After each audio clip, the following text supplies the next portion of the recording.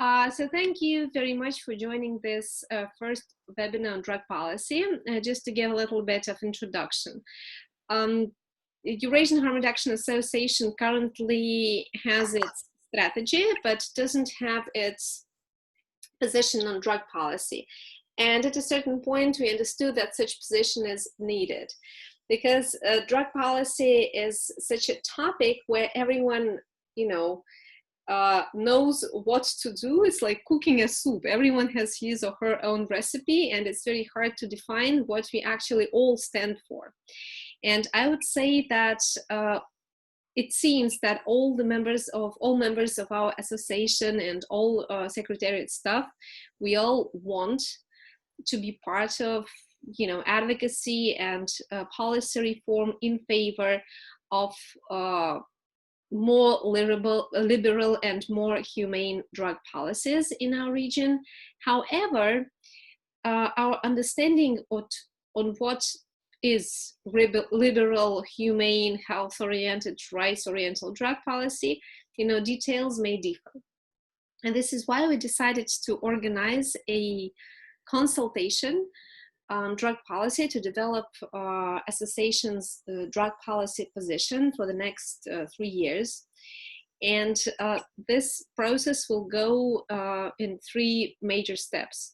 So today we are starting step 1, which is more kind of informational or educational part. We want to introduce our members to key concepts in drug policy and actually try to come to clear definitions of what we mean by different words.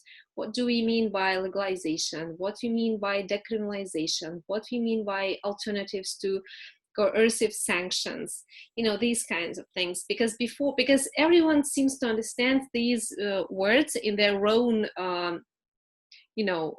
giving his or her own meaning. And also it's important to acknowledge that different countries' legislative systems may attribute different definitions to these terms, and it's not so easy to to come to standardized definitions in drug policy. And this is what we're trying to do here. So we're trying to inform the membership through webinars.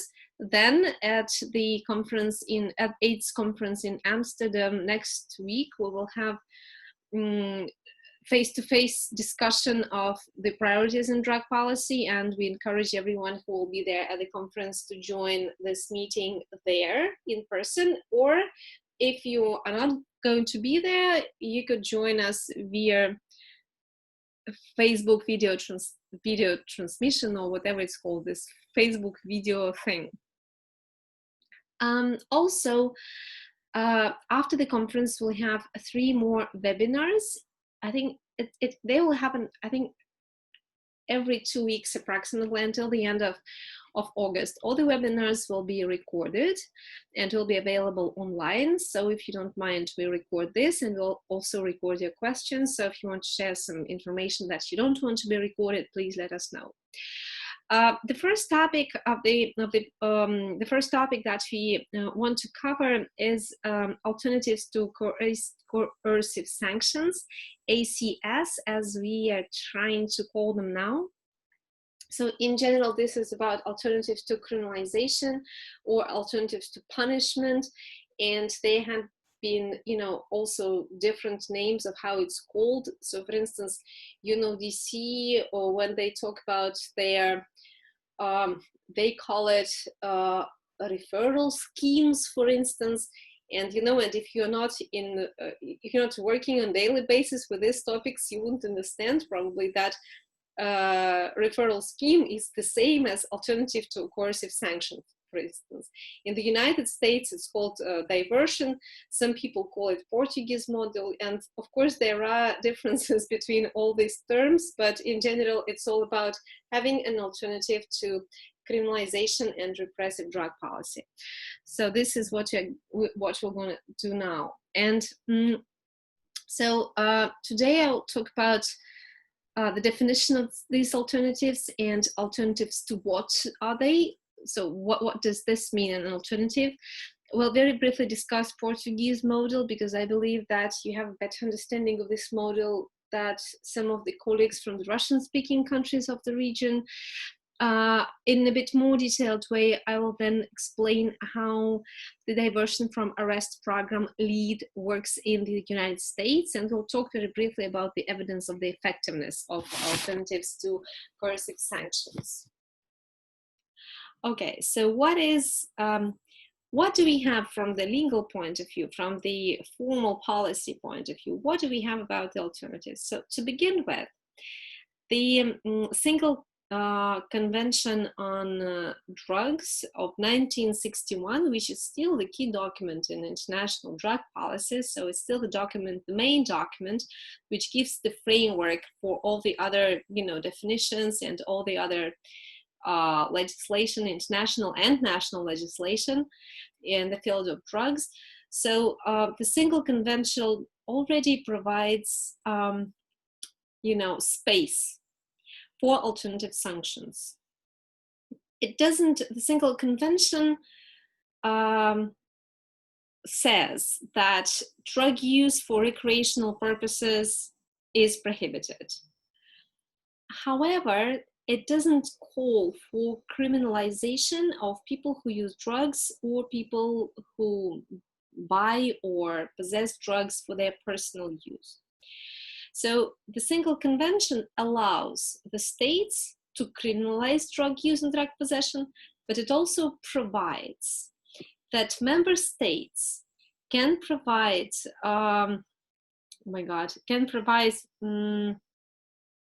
just a second, because it's all now in Russian in my head.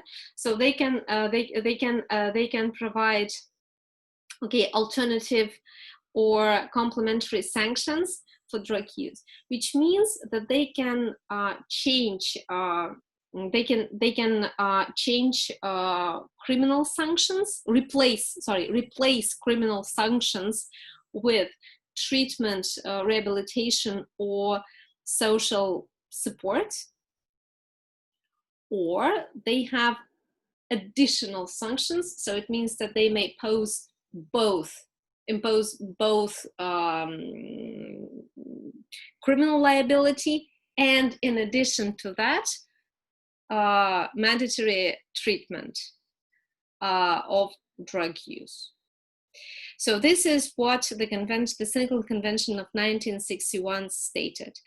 And it is not good or bad, because of course the problem there that they stand both for having alternative sanctions and at the same time they promote additional measures which are not alternative, but which is a combination of both punishment and treatment, which we do not stand for, at least today. But in general, it's really good for the politicians and for the ministries of justice, and governments to really know that the single UN Convention of Drugs approves and promotes alternative sanctions, and by alternatives, it is meant there that these sanctions are not related to punishment. In the process of preparation to UNGAS 1916, alternative sanctions were not really widely discussed. I would say that the focus of discussion back then, like 2 years ago, was more on whether we want to remove prohibition of drugs, of drug use for recreational purposes, which means if we want to challenge the single UN Convention of Drugs of 1961. We also had a lot of discussions about harm reduction, like naming harm reduction in the UNGAS outcome document. There were quite some discussions about, human rights issues, gender, civil society involvement, etc. But there wasn't a lot of discussion on alternatives to coercive sanctions. However, there are 2 paragraphs in the outcome document of 2016 of the UNGAS outcome document, which state that such alternative sanctions alternatives to sanctions alternative measures, as they are called there, should be promoted.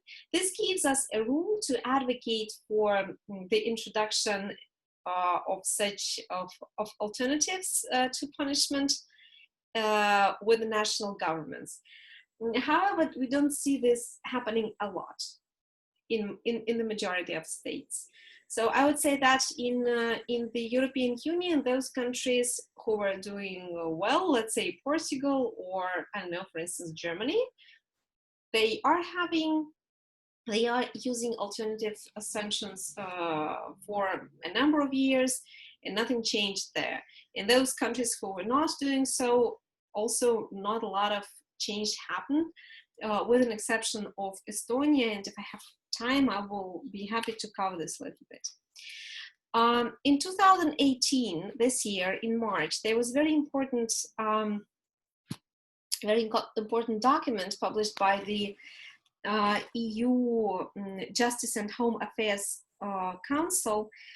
The document is called Council Conclusions on Alternatives to Coercive Sanctions for Drug User Offenders. And there is a link in the presentation, and we'll share the slides with you after the webinar.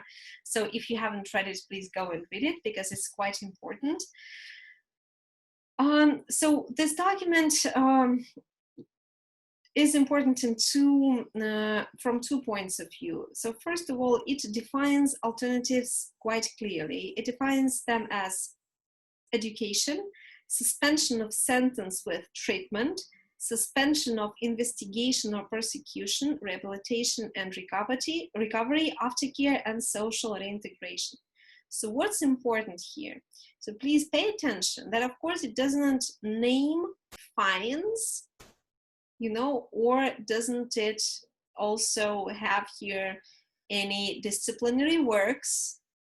So it's all about treatment and support and education, and I think that harm reduction here goes goes within education and informational activities, right? So it's really alternative to any kind of punishment. So that's one important thing. Another important thing is the word suspension of sentence, and then you see suspension of investigation or persecution. So what does this mean? This means that if a person is caught, let's say, with some amount of drugs, they need not start a case, any kind of legal case, administrative or criminal, against this person. So they can suspend investigation, which means any kind of police work, and apply referral to rehabilitation, aftercare, social reintegration, or treatment. I think this is really important, because what I see when talking to the representatives of the state, I very often see that there is, misunderstanding here. They still understand alternatives as something that a judge, can decide on. But in classic approach that we promote, and that actually the EU Council promotes, this is about suspension of investigation, suspension of any court's decisions. And I think that's important. And I think this is what in many cases is missing. And we see it in Portugal, for instance, which is widely discussed, but we don't see it in many other Central European states that are part of the European Union. And of course, we don't see this happening a lot in the neighbor states. Another important point here is that this is not just for drug use or drug possession. The title says that it's for drug using offenders. So this includes either minor crime such as theft or other drug-related crimes. So if the police or prosecutor or the judge sees that the main motivation for these people to commit a crime were drugs, then such alternative sanctions should be or could be implemented. And here we also see that it's not always happens in our countries, because very often people get their sentences and fines not because they possess some amounts of drugs, but because of minor crimes such as minor theft. Of course, this does not imply to any violent crimes, so it's all about non-violent, not non-violent crimes. So I'm moving to the next slide to show you the example of Kyrgyzstan, which is very interesting from the point of view of whether we have any positive moves in the countries of our region or not, in terms of liberalization of drug policies, or let's say in terms of the introduction of alternatives. So Kyrgyzstan, among all, I think, post-Soviet countries, Kyrgyzstan was, kind of a best example, the best practice in drug policy, in a sense that it had, at least on paper, a real decriminalization of drugs possession. So as of now, if a person has less than 1 gram of heroin or less than 3 grams of hashish, which is quite all right. I mean, that's a substantial quantity. So if it's less than this, then a person would pay a fine of 250 euros, which is, if compared to what people have to pay to get a lawyer in Moscow, for instance, which is not a lot of money, but in Kyrgyzstan, 250 euro, it's 18 minimum monthly wages. That's a lot of money. People can live on this money for 3 or 4 months. So 250 euros here is a huge fine already. So if you possess high quantities of drugs with no intent to sell, just for personal use, this is a fine of 500 euros. That's a lot. So this is the situation that we are having in Kyrgyzstan for a number of years. And I would say that formally, it's not so bad. For instance, if compared to Georgia, where for many years possession of any amount of drugs, like anything more than 0, would lead to 7 or 8 years of imprisonment. So if compared to other countries of the region, Kyrgyzstan wasn't that bad. But what's happening there now? Now they are having a new code, a code of, I don't know, misdemeanors, or I can't tell you the correct translation into English, but the idea is that they now they have a new code where it's not only about drugs, it's about different types of crime, let's say, and the idea is that it's about non-violent minor crime. So it is very there are a lot of contradictions within this code. So the positive thing here is that when the code will be introduced, a person wouldn't have any criminal record, because now drug use and drug possession would be not part of the criminal or administrative code, but will be the parts of this new code. So it's good from the point of view that the person who has criminal records has lower chances to get education or good employment, or in many cases any employment or any formal employment. The new code also introduces the idea of probation, and it also says that rehabilitation, that a person can be referred to rehabilitation program, and then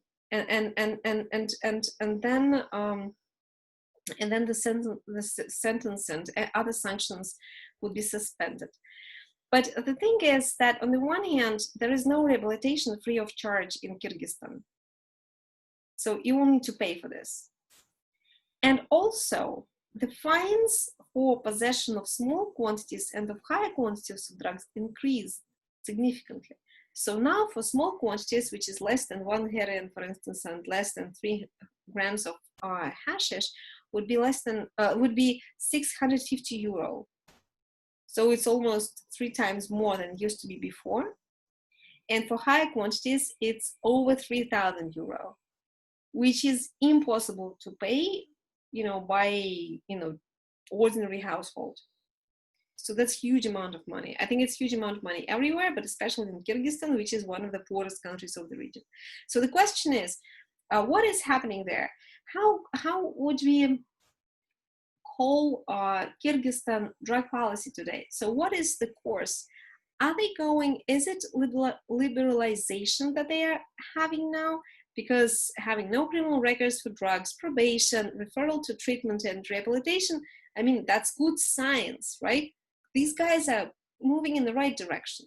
At the same time, increasing of fines for drug possession and, you know, such huge increase is obviously a very bad sign that the government actually wants to earn on drug-related crime rather than help people, you know, stop using drugs or prevent further criminal activities.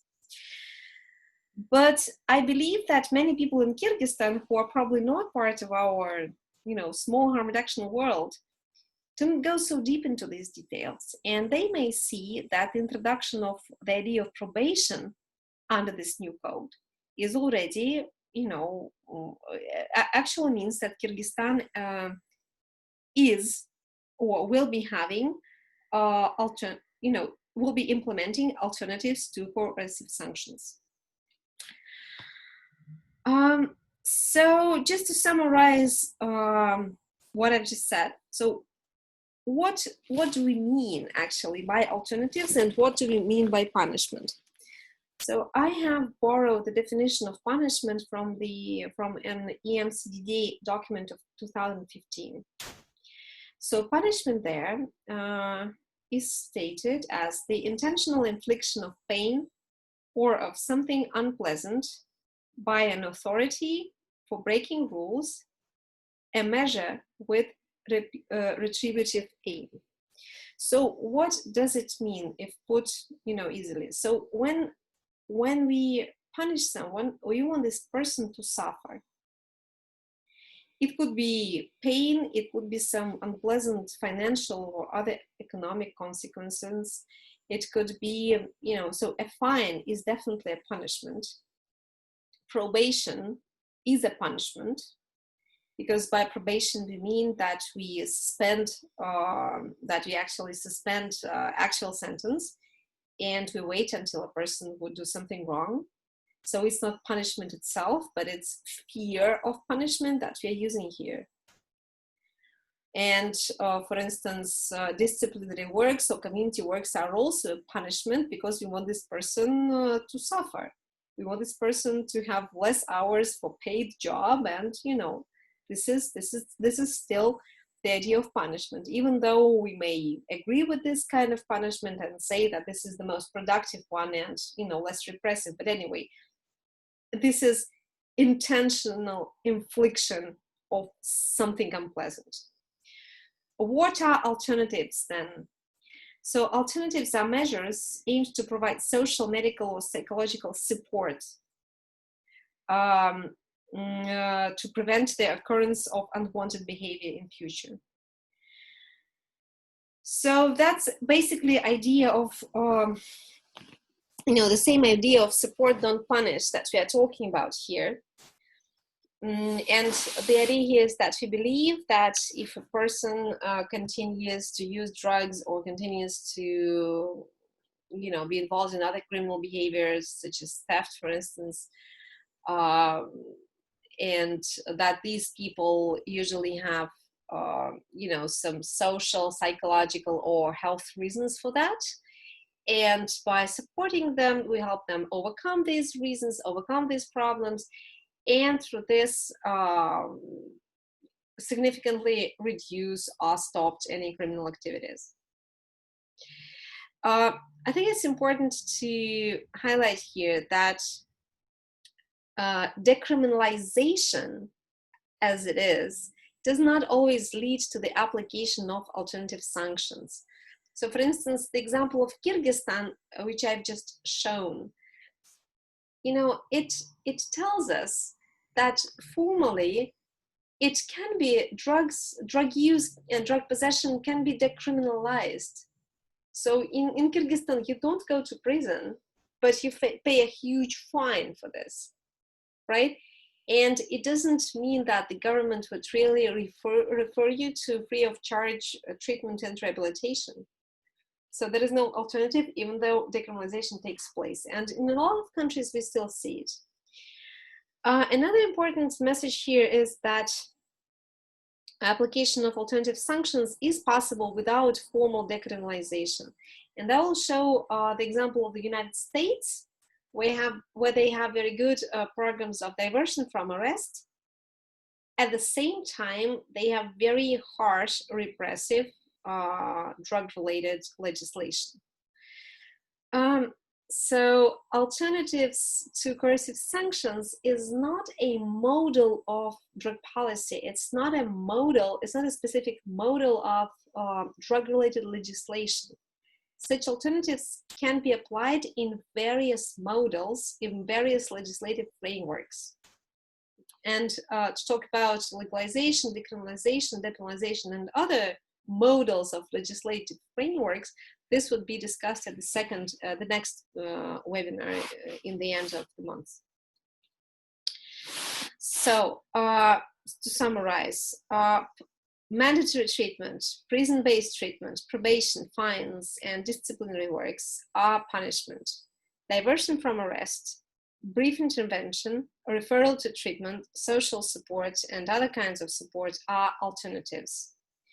And I think that it makes sense to have a very, specific definition of both of punishment and alternatives for the cessation, because as I said, it seems that there's still no consensus or no common understanding of these words.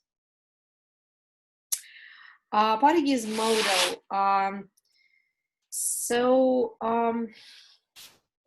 won't go into details, and can I get some feedback from you people here?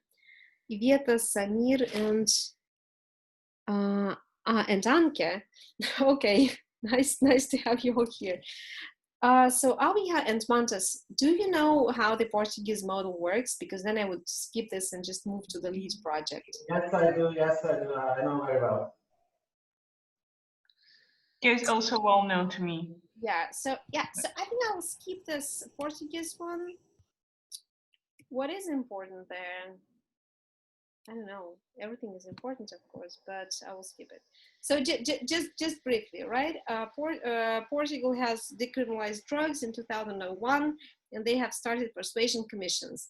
And if a person gets in contact with the police and the police finds drugs on this person, then they do not start a case. I mean, formal criminal case or like whatever case, but they send this information to the persuasion commission, and the person has to show at the commission in a certain period of time. And then they either have a brief intervention with this person if he shows no signs of addiction, or refer this person to treatment. What is important here is that there is this, vague, I would say, line between mandatory treatment and suggestion of treatment. Because formally in Portugal, one cannot really be forced to start drug treatment. But the way it can be organized is that, of course, people may see that they have no other option than to start treatment. So the line between this, two mandatory and voluntary sometimes can be rather thin. Okay, let's move back. Lead project, the United States model, which I would like to cover in a bit more detail since we'll have more time, because of skipping the description of Portuguese model. So about the lead. The United States is the country with the world's highest prison population, 2.2 million people. I think that they have this competition with the Russian Federation, who has more prisoners, but I would say that during the last several years or even decade, the United States, they are number one in the world. 13% of this population are there for drug-related crime. And since 2008, there was the increase of drug-related crime by 240%. So the increase was more than threefold. LEAD stands for a project that has originally started in Seattle. This means law enforcement assisted diversion. LEAD's main goal is to reduce recidivism through the referral to case management instead of persecution for minor drug-related crime. It also relates to sex work. So LEAD is primarily for drug users, but sex workers can be also part of LEAD, because the provision of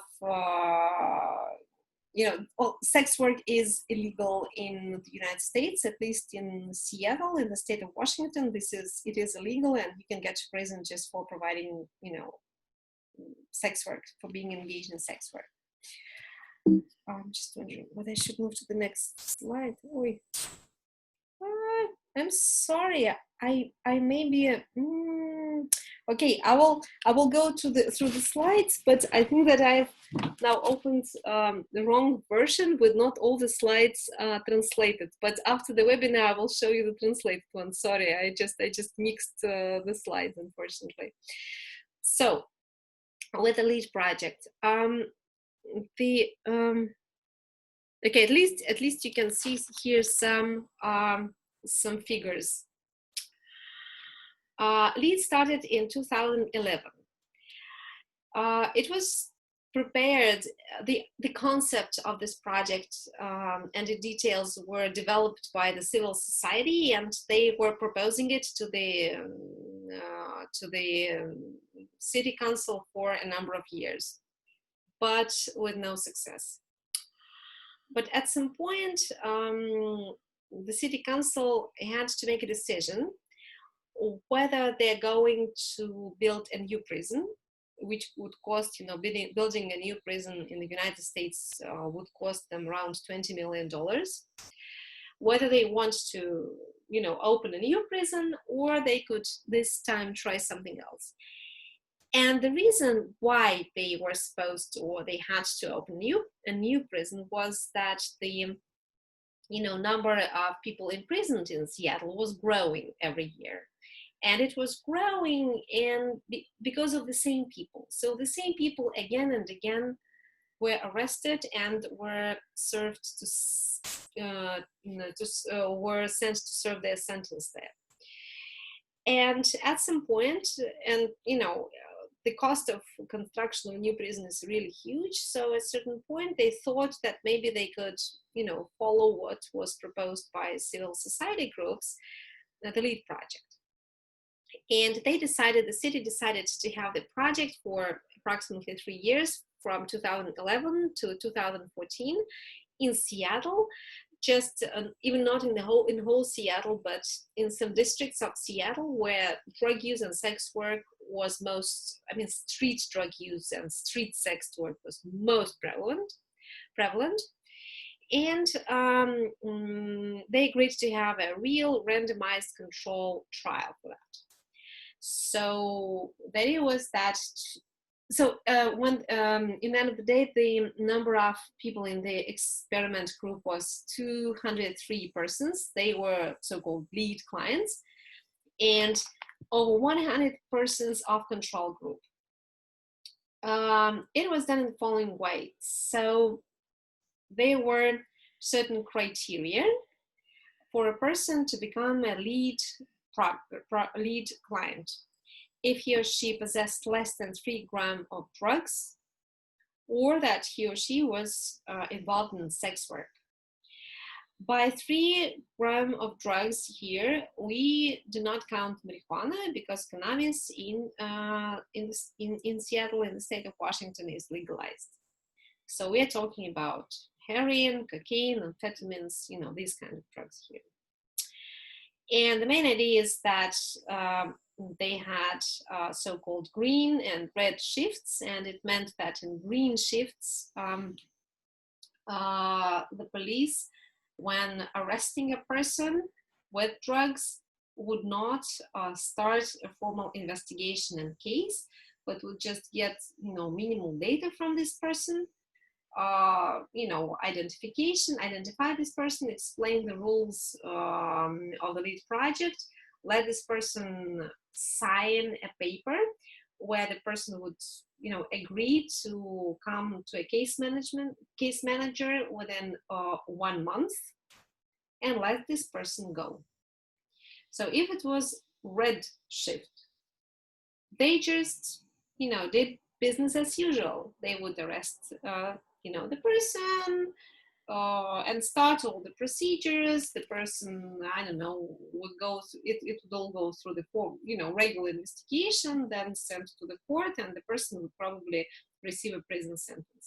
And I would say that the situation in Seattle and in general in the United States is that any amount of drugs is criminalized, anything more than 0.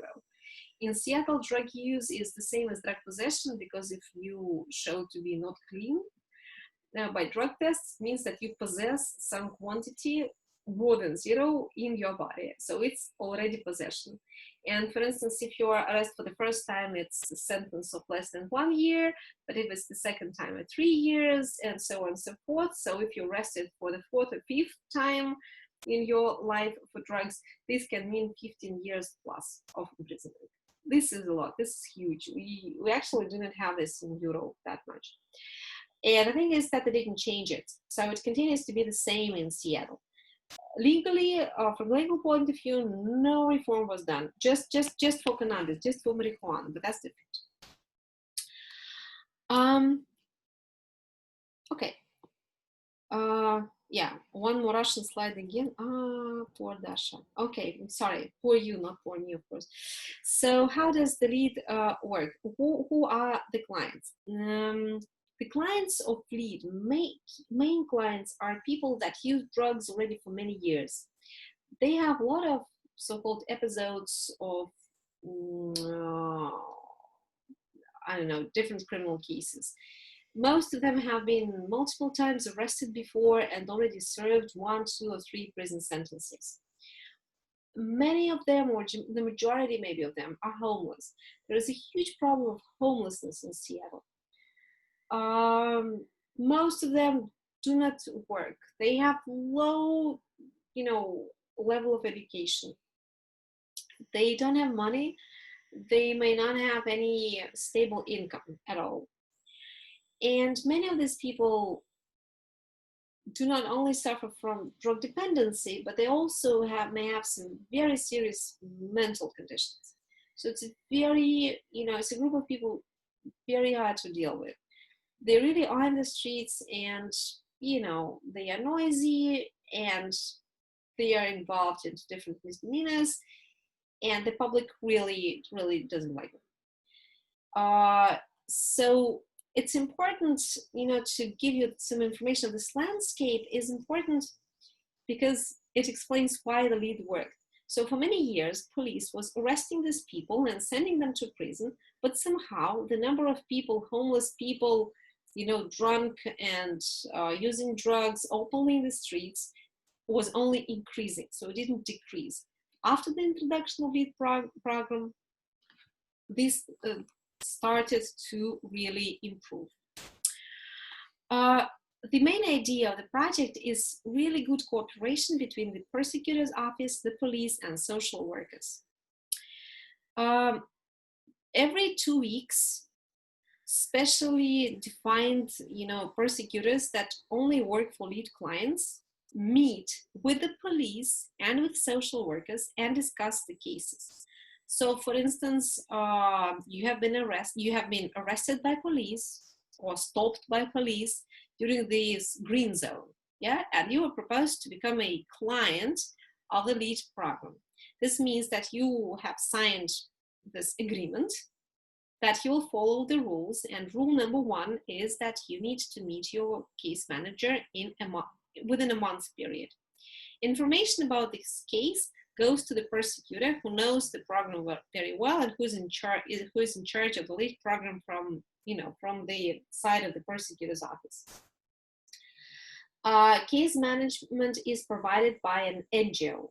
So they have a tender every, I don't know, 3 or every 2 years.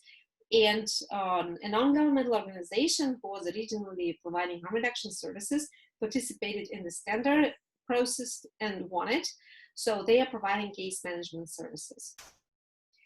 The case manager also has to find his or her client. So it's not just responsibility of the client to meet his or her case manager, but this work is done from both directions. If the person doesn't meet with the case manager, then the prosecutor in a month can start a case, but the prosecutor cannot do it. And everyone involved in the implementation of the LEAD program, all these people really want this, they want good results of the program. So no one is interested in starting criminal cases against these people, because an indicator for success for everyone, including the police and the prosecutor's office, is to have less criminal cases started. So this means that they would try to find a person and start providing case management to him or her, rather than, see this, oh, he or she didn't show up on time, let's start a case. So most of the people are found, and for the majority it works. What does it mean, case management within the LEAD program? Well, first of all, they make a plan. They make a case management plan, and if a person doesn't want to go to opioid substitution treatment or rehabilitation or whatever kind of drug treatment, that's okay. That's his or her choice. People very often choose, when they have this conversation with their case manager, they first want to have a job. This is their, usual want. They want a job. And case managers agree, okay, let's find a job, even though the case manager may understand from his or her, experience of work that it wouldn't work, because a homeless person with unstable drug use probably won't be a very good worker. But anyway, they start looking for a job and, supporting the person. When he or she loses the job, or trying to get a new one, at some point, most of the clients, of course, decide that they want to try methadone, or they want to try rehabilitation, or they want to try, psychological support for their drug dependency, or psychiatric support for their mental conditions. So it's a long process, and no one actually expects this, all LEAD clients to stop using drugs from day one. But in general, day by day, there is some progress achieved, even with the hardest clients. Very few of LEAD clients had further criminal records, which means that the good majority of them really stopped to be either involved in openly seen drug use in the streets, and that's why police doesn't arrest them. Of course, a lot of them relapsed, but somehow it all goes pretty well for them. They're not having criminal justice. They're not having any criminal cases started against them. And in general, LEAD program has shown 60% of decreased recidivism if compared to the control group.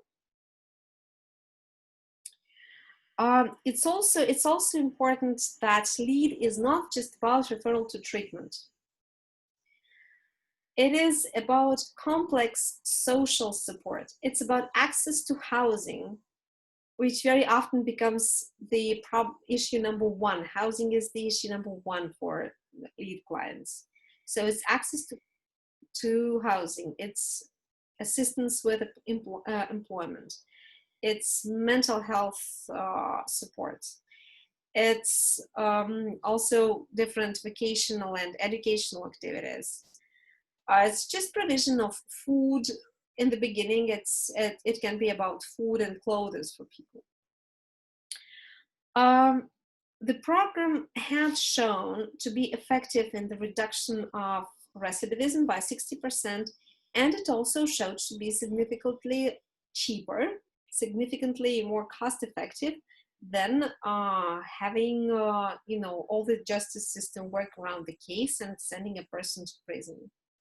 And there was really robust evidence for this because of this randomized control trial procedure that they followed from the very beginning.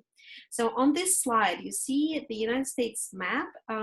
It may be a little bit outdated. I mean, this could be even better by now because this is the information back, I know, in several months back. But what you see here, those light gray areas are the states that already have either started LEAD or have started LEAD in its pilot phase. And this continues. So the project, the LEAD program is not so popular abroad, but it's really popular in the United States. And I think it's worth looking into the US experience there when we are thinking about where to move in terms of alternatives to coercive sanctions for drug use and drug possession. So what are the main differences with the Portuguese model here? I think the difference, first of all, is the legal framework. So in Portugal, there is formal decriminalization. In the US, there's none. I mean, drugs are criminalized there. And so in those countries that today have criminalization of possession of small quantities of drugs, for instance, as in many countries which we represent now, I think that introduction of LEAD model really would make sense. It also has a little bit different clients. The Portuguese model has been developed for different groups of, you know, people who use drugs. Let's say young people who smoke marijuana benefit from Portuguese program, as well as people with heroin addiction. LEAD has been designed specifically for people with the addiction, with a lot of medical, you know, hard medical conditions, including mental health, and also with some, you know, high degree of social isolation. So LEAD, I think, is applicable for those places like Estonia, for instance, where we see that people who use drugs really suffer from overdose, I don't know, HIV, hepatitis, tuberculosis, etc. So LEAD is not the model that you would use for marijuana smokers, just because, you know, the majority of people who smoke marijuana wouldn't need case management or, you know, assistance with employment because probably most of them work. So I'm just drawing your attention to this because I think it's important. It's a little bit different approaches, but and both are good, but maybe for different contexts. So what do we actually know about efficiency and cost effectiveness of alternatives to coercive sanctions? Not too much. I was trying to get, you know, some data from the most recent studies, and I would say that LEAD's randomized control trial is, of course, an exception. So the data is still quite, it's not maybe contradictory, but we have a lot of gaps in terms of whether, you know, and how cost effective are the alternatives. So for instance, there was a study in 2017 in the United Kingdom that really showed cost reduction by 700 pounds per case due to the decrease of recidivism, again, improved quality of life and reduction of drug use. But these are, there is a handful of studies like this in Europe. So we hope that we'll have more evidence to show that alternatives work. But as of now, I think that the most scientifically rigorous study is the one from the United States. So I think that's it. And yeah, so we could discuss the questions. If you have any questions here, or maybe some thoughts on whether we support the idea of promotion of these alternatives, or we have some concerns about application of alternatives to coercive sanctions in our region, in our countries, which are not Portugal and which are not the United States. or maybe some specific models that we should produce, and you know, the why is it, and is it and important to have a region push from the regional level to have this. So please share your thoughts on that.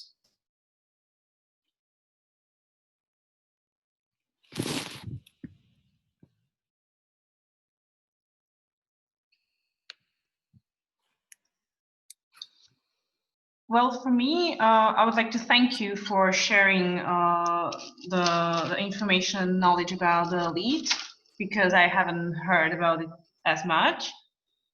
And I think it's important to talk about it more, also maybe with our members. And I think it would be, for example, in Slovakia or even other countries in the Central European region, such as Hungary or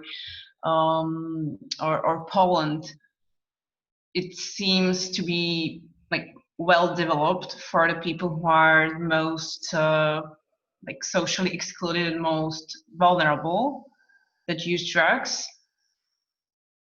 But I was also thinking about, like, if we were to you know, to promote this kind of model as an alternative, and not talking about decriminalization or legalization or how to combine it, then I was also wondering about the consequences in terms of stigmatization.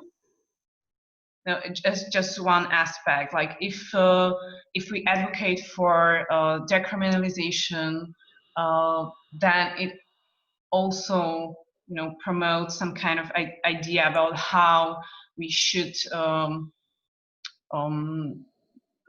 how we should treat people who use drugs. And if we talk about alternatives, which is not so well known, then I was just wondering what would be the effect in this matter. Yeah, I think you raise a very important point here, because as I said, alternative, there is not such a drug policy model, right? Alternatives to punishment can be implemented in both criminalization legal framework and decriminalization legal. Yeah.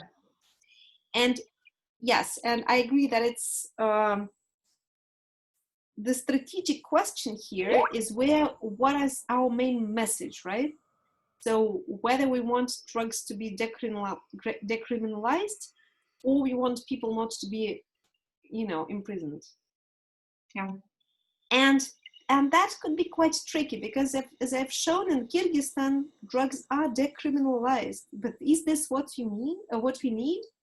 Do we need people to, you know, to have to pay their, I don't know, yearly annual income just because they were stopped by police with 1.5 gram of heroin? Is this what we struggle for? Is this what we fight for?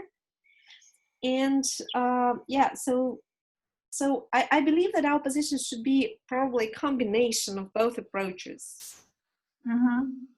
But the issue of stigma, and also during the Russian language call, a very important point was raised, that there is this problem of the issue of drug registries, that the data that a person was caught with drugs, or that a person receives drug treatment, is very often shared between the police and you know, medical centers. And at some point you just can't get a job, or you can't get a driver license just because you have some drug related records. And how will it work with these alternative approaches? Because the drug registry is such a thing which really you know, can undermine all the positive effects of any reform that we are having.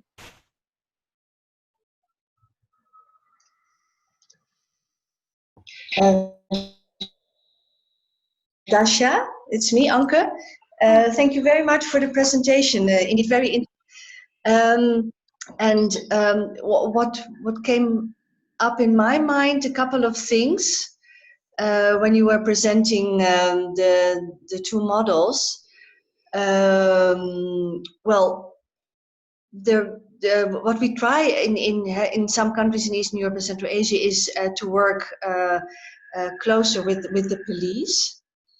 To also get a better understanding of the concerns of people who inject drugs, people who use drugs, and also build a kind of collaboration with the police, so that people who are in need of assistance are referred to the NGOs. There, in some countries, there is already something in place, and I think it would be interesting to look at how we can build up one of the models, or maybe two, and explore what works best on that basis that there is already. That was one thought that I had, and the other thought that I had was that what you mentioned about the mental problems and the issues around housing and so on. I think it is very important also to get a comprehensive picture of the needs of people who inject drugs and are on the street, or maybe not on the street bar, but need help. And that is indeed that mental support and that support in finding houses. And I remember that in Scotland they have quite a big program to help people on the street and people with drug problems to get a house, and then look at their debts and look for job opportunities and so on, to help them get their life back on track again. So it might be interesting also to look at that example of Scotland. And what I feel is that it is important to start a discussion around the alternatives. And see where you can start with maybe small pilots, maybe also using different models, and see what works best. Yeah, exactly. So this is that was our tactics, let's say, for a period of time already. So we worked quite closely with the government of Estonia to help them develop their own model of alternatives to sanctions that would have, that would use the best of the Portuguese model, but also the best of the LEAD project.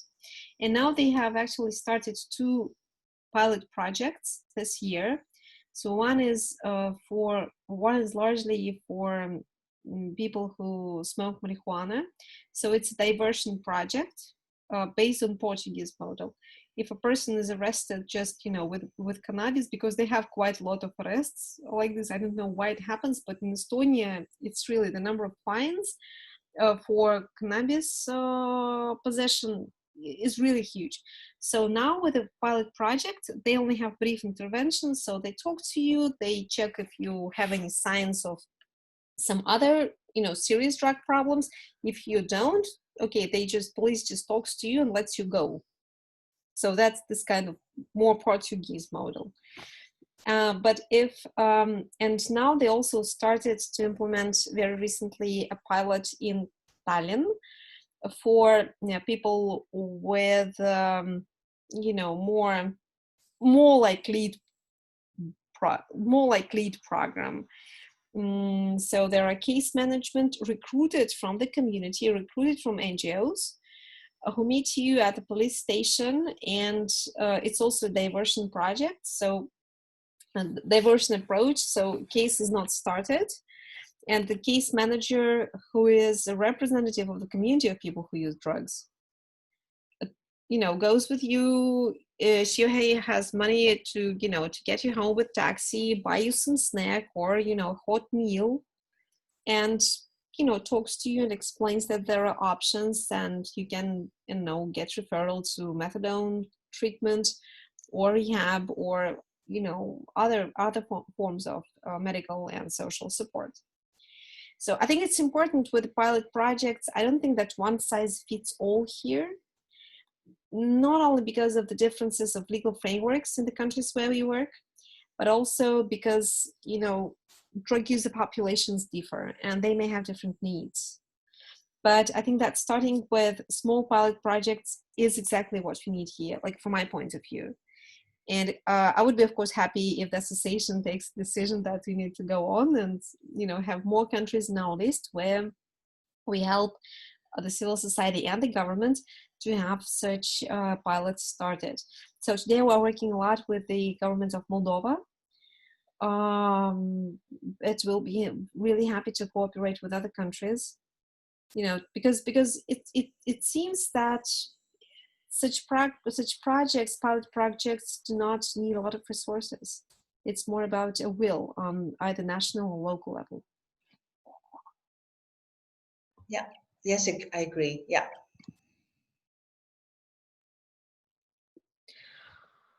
Okay, I think that we have actually used our hour. So if there are any more rapid questions, we can take them now, or they can be part of the online consultation, which will held a little bit later. So we will share a draft position based on these calls and other discussions with the members and partner organizations. And so we have done online consultation to really get opinions of membership on these topics. Okay, so please, those of you who will be in Amsterdam next week, please join us for the drug policy consultation on the 26th of July from 3 to 4 p.m. Thank you. I will be there. Yeah, me too. Hopefully we'll see each other. See you. Thank you. Thank you for the call. Bye, Dasha. Bye, all. Thank you. Bye-bye. Bye all, thanks. Thank you. Bye bye.